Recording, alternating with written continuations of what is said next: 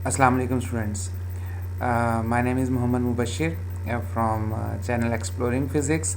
आज का हमारा टॉपिक है गैस लॉज। सबसे पहले आएंगे बॉयल्स लॉ के ऊपर। अकॉर्डिंग टू बॉयल्स लॉ, अगर टेम्परेचर कांस्टेंट रह जाए तो बच्चों प्रेशर और वॉल्यूम में इन्वर्स रिलेशन हो जाता है। हम इसको ऐसे भी लिख सकते हैं, pressure is equal to some constant into 1/v, और ऐसे भी लिख सकते हैं कि product pressure into volume remains constant. ऐसे भी लिख सकते हैं P1V1 is equal to P2V2। ज़्यादातर न्यूमेरिकल्स के अंदर, कैलकुलेशन बेस्ड क्वेश्चंस के अंदर ये स्टाइल यूज़ होता है, P1V1 is equal to P2V2 वाला। और उसके साथ अगर हम इन कंडीशंस के लिए ग्राफ बनाते हैं, graph between pressure and volume, तो वो आपके पास इस तरह से एक स्मूथ कर्व बनती है। इस कर्व को बोलते हैं आइसोथर्म। इस कर्व को बच्चों बोलते हैं, मैं यहाँ लिखता हूँ, इस कर्व को बोलते हैं आइसोथर्म।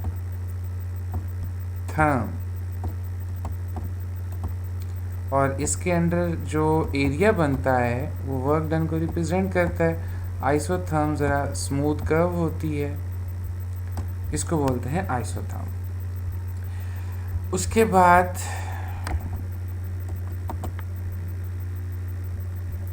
नेक्स्ट इसकी डेली लाइफ में एप्लीकेशंस पर आते हैं। तो Boyle's law simple in a single sentence matrix से भी आप लोग जानते हैं कि अगर टेम्परेचर कांस्टेंट रहे तो प्रेशर और वॉल्यूम में इन्वर्स रिलेशन बन जाता है।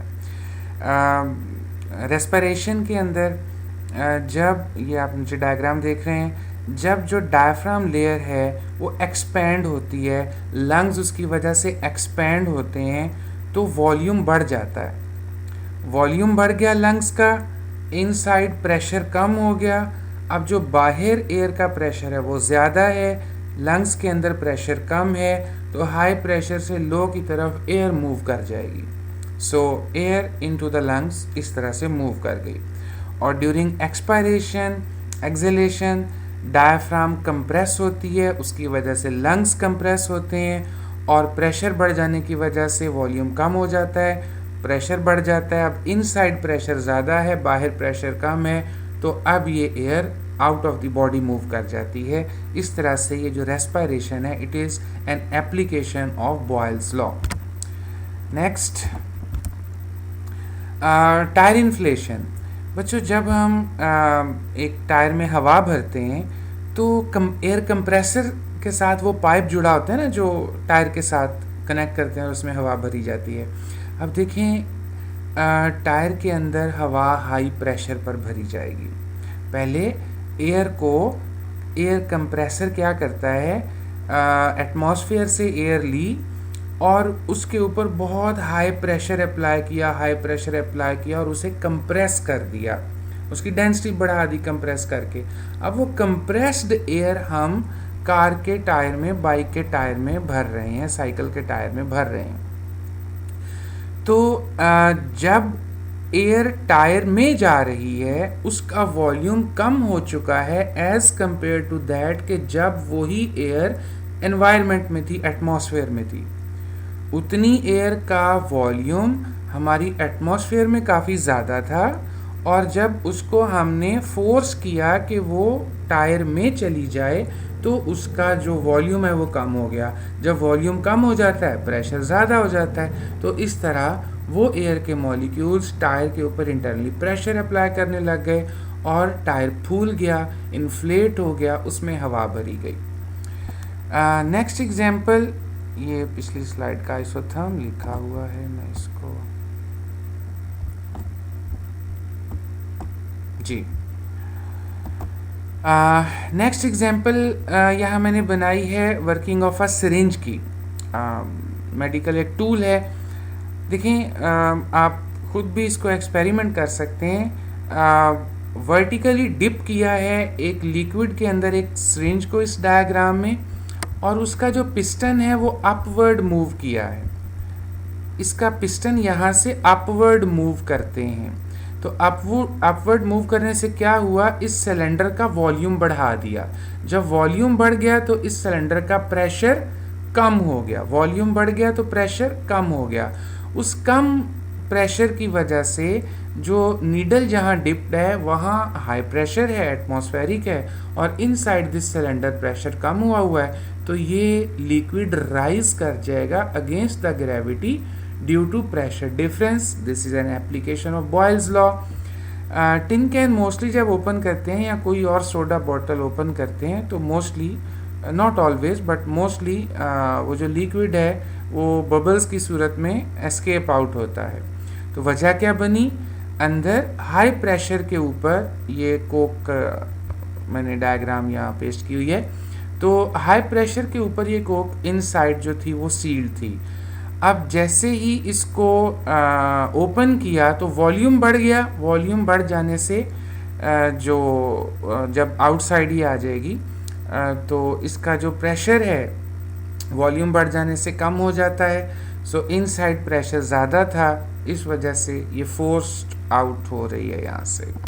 नेक्स्ट जी, चार्ल्स लॉ पर आते हैं। अब चार्ल्स लॉ की समरी ये है कि अगर प्रेशर कांस्टेंट रखा जाए, अगर प्रेशर सिस्टम का कांस्टेंट रखा जाए तो वॉल्यूम और टेम्परेचर में डायरेक्ट रिलेशन होता है।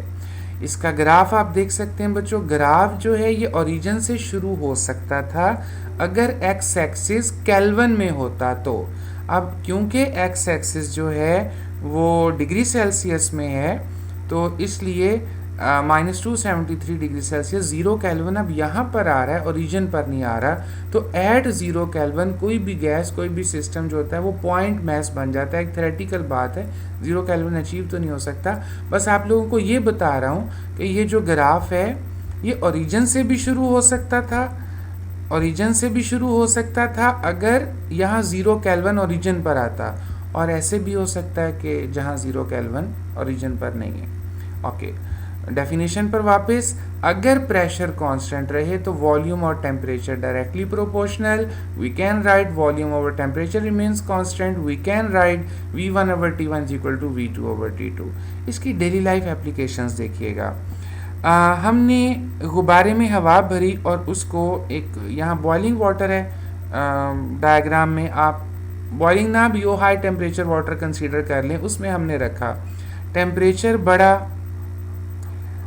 तो उसकी वजह से मॉलिक्यूल्स की काइनेटिक एनर्जी बढ़ जाएगी, सिस्टम एक्सपैंड कर जाएगा। टेम्परेचर बढ़ने पर बैलून जो है वो उसका वॉल्यूम बढ़ जाएगा क्योंकि अंदर जो गैस मॉलिक्यूल्स हैं उनकी काइनेटिक एनर्जी बढ़ चुकी है। सो टेम्परेचर बढ़ने से वॉल्यूम बढ़ रहा है, प्रेशर कांस्टेंट एटमॉस्फेरिक है। अच्छा, अब उस बैलून को आइस वाटर में डिप कर दिया, यानी टेम्परेचर कम कर दिया। जब टेम्परेचर कम कर दिया तो हम देखेंगे कि वो बैलून स्क्वीज कर जाएगा, वो छोटा हो जाएगा, वो सिकुड़ जाएगा बैलून। ठीक है, सो वॉल्यूम और टेम्परेचर में डायरेक्ट रिलेशन होता है। Hot air flying balloons also best example of Charles law. इनमें क्या किया जाता है, बर्नर से हाई टेम्परेचर जो फ्लेम्स हैं, हीट प्रोवाइड की जाती है जी एयर को। जब एयर को हीट अप किया जाता है तो जो हॉट एयर होती है उसकी डेंसिटी कम हो जाती है। क्यों कम हो जाती है, टेम्परेचर बढ़ाया एयर का, उसका वॉल्यूम बढ़ गया। टेम्परेचर बढ़ाया, वॉल्यूम बढ़ गया, इस तरह से उसकी डेंसिटी कम हो जाती है और वो राइज करता है। नेक्स्ट, जोसेफ ल्यूसेक लॉ या गे ल्यूसेक लॉ इसको बोलते हैं। जोसेफ गे उनका पूरा नाम है। तो अगर बच्चों वॉल्यूम कांस्टेंट रखें तो फिर प्रेशर और टेम्परेचर में डायरेक्ट रिलेशन बन जाता है। प्रेशर कुकर को देखिए, बेस्ट एग्जांपल है। इसमें वॉल्यूम कांस्टेंट रहता है, टेम्परेचर बढ़ता है, अंदर प्रेशर बढ़ना शुरू हो जाता है। खाना जल्दी पक जाता है, हाई टेम्परेचर मिल जाता है, because now pressure and temperature are directly proportional. Aerosol spray जो हैं उनको अगर हम हीट दे दें, किसी फ्लेम में फेंक दें या डायरेक्ट वेरी हाई सनलाइट में रख दें तो वो ब्लास्ट कर जाते हैं। वजह क्या बनती है, उनके अंदर जो गैस फील्ड है उसका वॉल्यूम कांस्टेंट है। अब अगर टेम्परेचर बढ़ाएंगे तो प्रेशर भी बढ़ जाएगा, इसलिए they can blast, it's dangerous.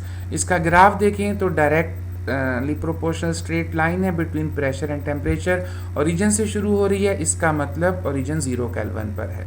That's all, thank you.